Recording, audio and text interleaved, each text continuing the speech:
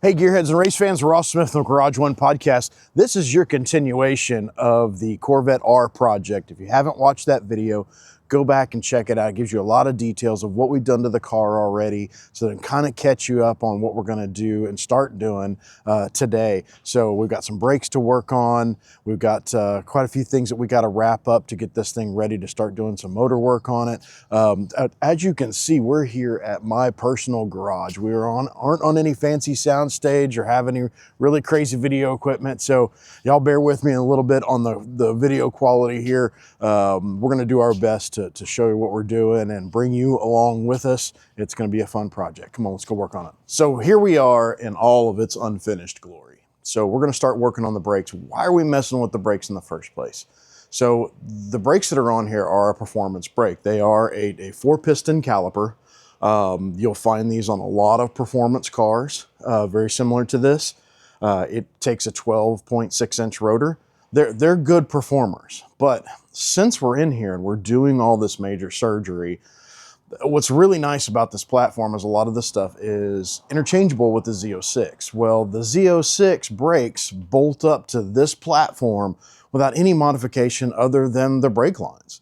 So what we're going to do, being that this is going to be a track-focused build, is we're going to not only swap out the brake lines for some stainless steel units, but we're also going to use racing brake fluid, which can take a higher temperature and give you less chance of brake fade under really hard conditions. So we're also going to swap out to this, which is a 6-piston Z06 caliper that has a 14-inch rotor. Now, something that most people don't know is that because of the bigger piston diameter on the 4-piston, it actually has a bigger clamping force. But being that it's a smaller rotor, the 6-piston with the bigger rotor is actually going to give you better performance and better stopping power. So let's get to swapping these out.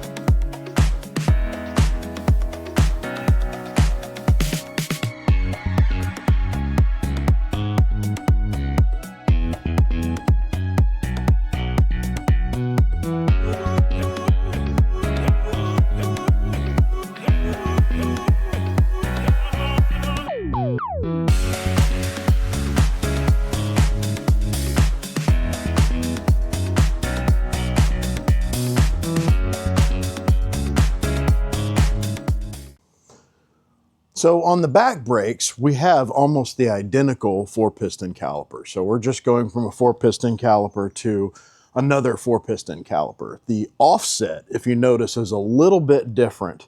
And what we're gaining in the back by swapping these is almost half an inch of rotor size in the back. So we're not drastically increasing the performance in the rear brakes. The front brakes do 70% of the work anyway, but especially when you're doing brake balancing, when you're really pushing this thing and trying to tune it, it's nice to have all the performance that you can get. And the fact that it's a direct bolt-on just makes it a no-brainer. Plus, they're pretty. So we got these really trick units from Spiegler, and as you can see, they bolt right up to the factory mounts. But they also use the factory clips that go onto the ABS sensor to keep this bad boy and all of this wiring in the place that it's supposed to be when this whole suspension system is articulating. So now that we've got this installed, we're going to get the rotor and caliper bolted up, and we'll see how this bad boy looks.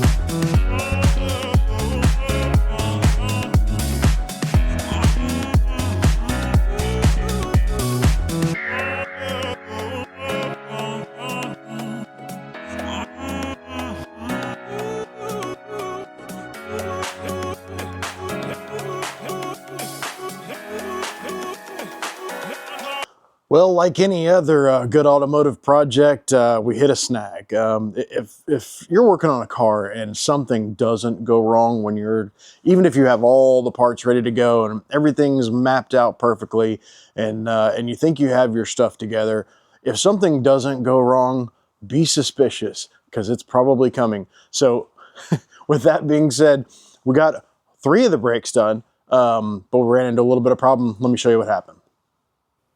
Okay, so obviously these calipers have been powder coated. The powder coater that I took it to, which, don't get me wrong guys, he did a fabulous job on this. He masked off everything that needed to be masked off, especially the mounting points. I mean, he did an absolute fantastic job. The only issue is, if you don't know, that these particular calipers, because they're 4 piston on, 2 piston on each side, these bleeder screws need to be facing up whenever they're installed. And on this particular caliper, when it was rebuilt and put back together, unfortunately, the bleeder screw was on the wrong side. Now, you have provisions to have bleeder screws on both sides right here. You can have 4 bleeder screws if you really wanted to.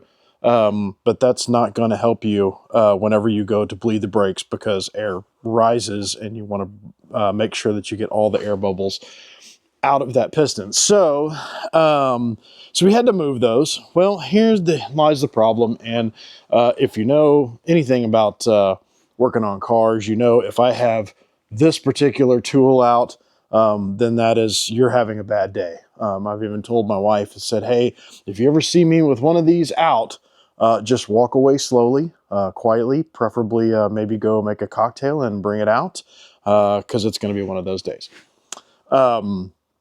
So obviously it got wallowed out pretty badly. Tried to get it out with the Allen screw, but it just wasn't happening. So had to do the last resort and actually get that bad boy out of there. But now that we're done with that, it actually did come out after some doing.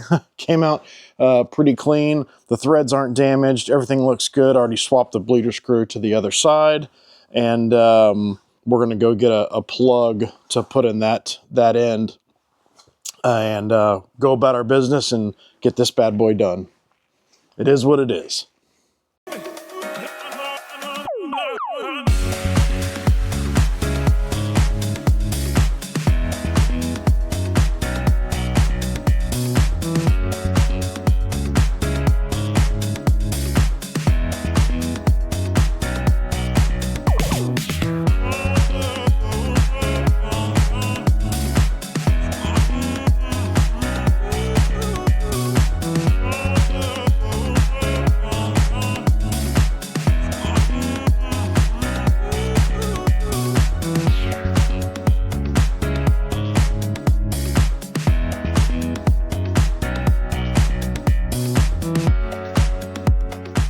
So there she is in all of her blue-clad glory there. That's so what we did here actually is we did the stainless steel lines back here.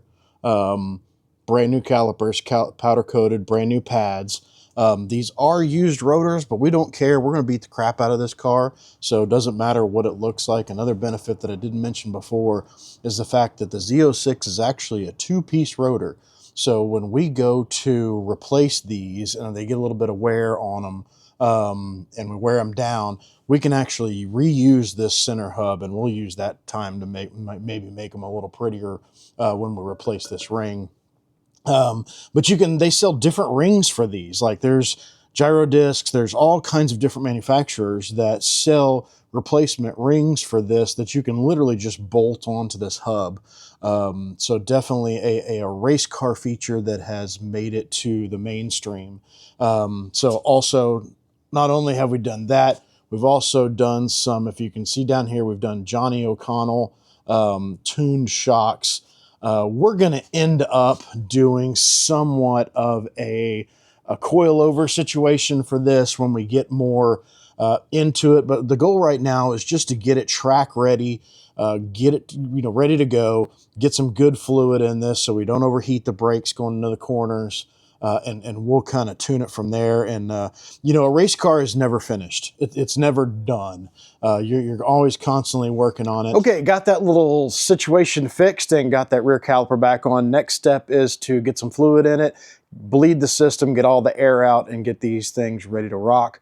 The next video is going to be diving into the motor work, getting the heads back on, the intake, you know, everything to make the motor run. After that, we're going to get the exhaust in and then hopefully get some wheels on this thing and get to driving it. So stay tuned for the next one.